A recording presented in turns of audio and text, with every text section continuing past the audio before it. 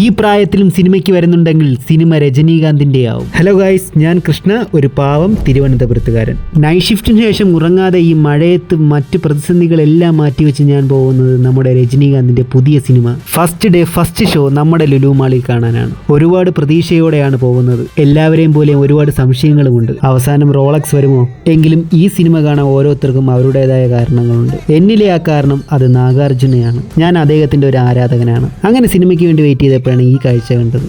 എന്താ അല്ലേ, കാത്തിരിപ്പിനൊടുവിൽ സമയമായി. ഒരുപാട് സംശയങ്ങൾക്കും പ്രതീക്ഷകൾക്കുമുള്ള ഉത്തരമാണ് ഇവിടെ കിട്ടാൻ പോകുന്നത്. അങ്ങനെ ഒടുവിൽ തലൈവറിൻ്റെ ലെജൻഡറി ടൈറ്റിൽ കാർഡ് അദ്ദേഹം 50 വർഷം സിനിമയിൽ കംപ്ലീറ്റ് ചെയ്തു. അതിൻ്റെ ഒരു പ്രത്യേക ഇൻട്രോ വീഡിയോ ഉണ്ടായിരുന്നു. മറ്റൊരു സിനിമാ രംഗങ്ങളും ഞാൻ ഇതിൽ ഉൾപ്പെടുത്തുന്നില്ല. അങ്ങനെ ഫസ്റ്റ് ഹാഫ് കഴിഞ്ഞു. അത്യാവശ്യം നല്ല സ്റ്റോറി ബിൽഡ് ചെയ്ത് കൊണ്ടുവന്നു, നല്ല രീതിയിലുള്ള ഒരു ഫസ്റ്റ് ഹാഫ്. പക്ഷേ സെക്കൻഡ് ഹാഫിലേക്ക് വരുമ്പോൾ രജനീകാന്തിനെ ഡോമിനേറ്റ് ചെയ്യാൻ പറ്റിയില്ല. അമീർ ഖാന് നല്ലൊരു ബീജിയം കിട്ടിയെങ്കിലും നല്ല ഇമ്പാക്റ്റ് ഉള്ള ക്യാമിയോ റോളൊന്നും അല്ല. എന്നിലെ നാഗാർജുന ആരാധകന് സന്തോഷം മാത്രം. ഈ 65-ാം വയസ്സിലും അദ്ദേഹത്തിന്റെ ഫിറ്റ്നസ്സും സ്റ്റൈലും. പിന്നെ നമ്മുടെ സൗബിനും നല്ലൊരു ക്യാരക്ടർ കിട്ടി. ഓവറോൾ ഒരു ആവറേജ് മൂവി. എന്താണ് നിങ്ങളുടെ അഭിപ്രായം?